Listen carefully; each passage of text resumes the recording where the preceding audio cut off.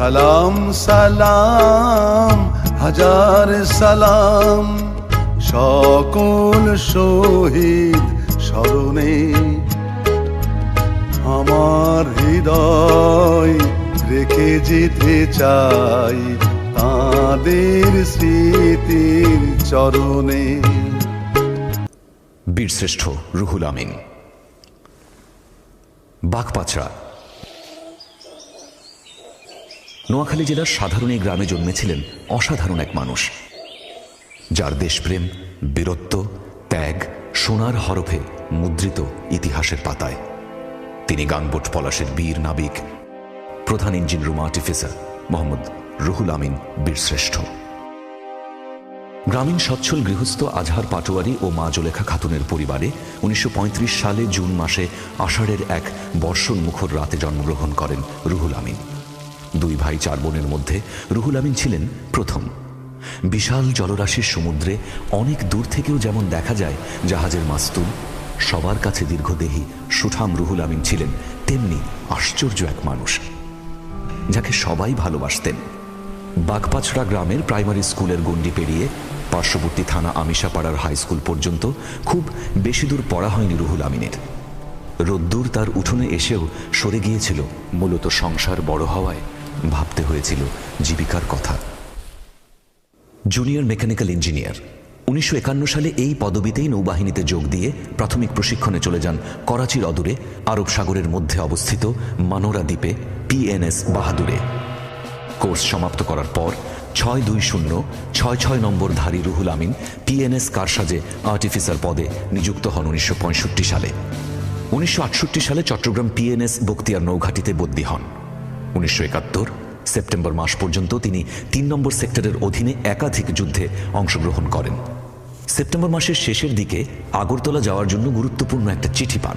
নৌবাহিনী গঠন করা হবে এজন্য, কারণ মিত্রবাহিনী পদ্মা ও পলাশ নামে দুটি গানবোট মুক্তিযোদ্ধাদের উপহার দেন। অক্টোবর মাসের কলকাতায় কয়েকটি নৌমহড়ায় অংশ নিয়ে নেতাজি সুভাষ নৌঘাটির জেটি থেকে প্রায় 4000 বিমান বিধ্বংসী গোলা ও অস্ত্রপাতি সংগ্রহ করে রওনা দেন মুক্তিযুদ্ধের উদ্দেশ্যে। 6 ডিসেম্বর 1971 মুক্তিবাহিনী মুক্ত করেছে যশোর সেনানিবাস। এদিকে মংলা বন্দরে পাক নৌঘাটি PNS তিতুমির দখল করার উদ্দেশ্যে হলদিয়া ঘাট থেকে বাংলাদেশের দিকে রওনা দিয়েছে গানবোট পদ্মা, পলাশ এবং মিত্রবাহিনীর গানবোট পানভেল। তখন রুহুল আমিন ছিলেন পলাশের প্রধান ইঞ্জিন রুম আর্টিফিসার। এই গানবোটটি ছিল দৈর্ঘ্যে 105 ফুট এবং প্রস্থে 30 ফুট। গতি ছিল ঘন্টায় 15 নটিক্যাল মাইল। সামনে এবং পিছনে একটি করে বিমান বিধ্বংসী কামান ও আয়রন ডেকের উভয় পাশে Mark 11 গ্রাউন্ড মাইন রাখার ব্যবস্থা ছিল। উচ্চ প্রযুক্তির নৌযান যুক্ত হওয়ায় একটি নতুন দিকে মোড় নিল নৌযুদ্ধ। 8 ডিসেম্বর 1971 পদ্মা, পলাশ ও পানভেলের সাথে যোগ দেয় ভারতীয় সীমান্তরক্ষী বাহিনীর পেট্রোল ক্রাফট চিত্রাঙ্গদা। হিরন পয়েন্ট হয়ে কোনো বাধা ছাড়াই 10 ডিসেম্বর 1971 সময় 7:30 যাত্রা শুরু করে মংলা বন্দরে পৌঁছান। চিত্রাঙ্গদা রয়ে যায় মংলা বন্দরই। 26 অগ্রহায়ণ 1378 10 ডিসেম্বর সকাল 9:30।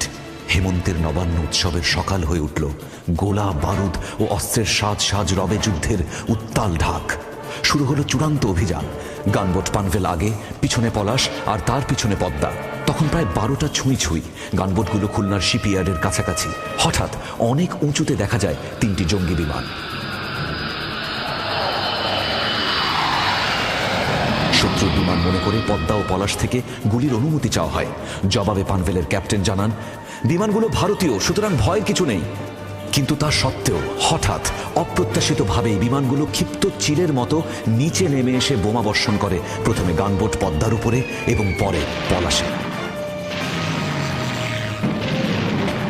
পদ্মার ইঞ্জিন বিকল হয়ে যায়, হতাহত হয় বহু নাবিক। পলাশ ও পানভেল তখনও সচল। জাহাজ ত্যাগ করো, জাহাজ ত্যাগ করো, আদেশ দেন পলাশের অধিনায়ক।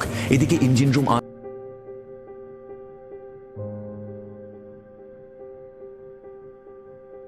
নোয়াখালীতে আমার বাবার জন্মস্থান, গ্রামের বাড়ি বাঘপাছড়া গ্রামে। জাদুঘরটা দীর্ঘ 2 বছর যাবৎ কোনো কেয়ারটেকার নাই। গ্রামে এই জায়গায় এসে আমার খারাপ লাগলো। তো আমি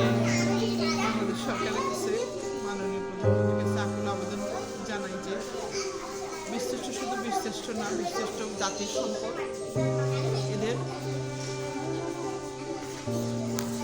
স্বাধীনতা যুদ্ধে শহীদ হয়েছেন, এদের পরিবার পরিজনকে ফেলে একটা দেশের জন্য জীবন দিয়েছেন, তাদের স্বীকৃতিটা যেন অমলিন থাকে।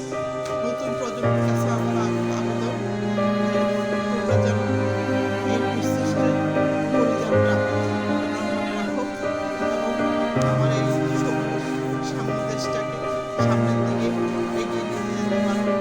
আমাদের মাননীয় প্রধানমন্ত্রী একা চেষ্টা হবে না, আমাদের সকলের চেষ্টা লাগবে। আমাদের 16 কোটি মানুষের সকলের চেষ্টায় আমরা দেশটাকে উন্নয়নশীল না, আমরা উন্নত দেশ হিসাবে পাবো। সবাই ভালো থাকবে, ধন্যবাদ। আর কোনো চাহিদা নাই, আমি শুধু চাই আমাদের মুক্তিযোদ্ধার সন্তানরা যেন শিক্ষিত হয়েও বেকার না থাকে। সব মুক্তিযোদ্ধার সন্তানগুলোকে একটা ভালো একটা মানে ওদের শিক্ষাগত যোগ্যতা অনুযায়ী তাদেরকে উপযুক্ত জায়গায় একটা চাকরি দেওয়া হোক। মুক্তিযোদ্ধার সন্তানদের কোটাটা 30% কোটা, যে কোটাটা আছে কোটার জন্য তারা জান দিয়ে ফেলতেছেন রাস্তাঘাটে, মিটিং মিছিল, এগুলো যেন মুক্তিযোদ্ধার সন্তানদেরকে 71 ওদের বাবা মারা গেছে, 71 ওরা বাবা শহীদ হয়েছে, সেই 71-এর পর থেকে 2020 সালেও তারা এই দেশের মধ্যে একটা স্বীকৃতির জন্য রাস্তায় রাস্তায় ব্যানার নিয়ে ফ্ল্যাগ নিয়ে দৌড়াদৌড়ি না করুক। আমাদের মাননীয় প্রধানমন্ত্রী যেন আকুল আবেদন যেন এইসব সন্তানদেরকে তিনি দেখেন, এই সন্তানরাই এই মুক্তিযোদ্ধা পরিবারগুলাই আমার প্রধানমন্ত্রীর হাতিয়ার হয়ে দাঁড়াবে। এই মুক্তিযোদ্ধা সন্তানদেরকে যেন তিনি স্বীকৃতি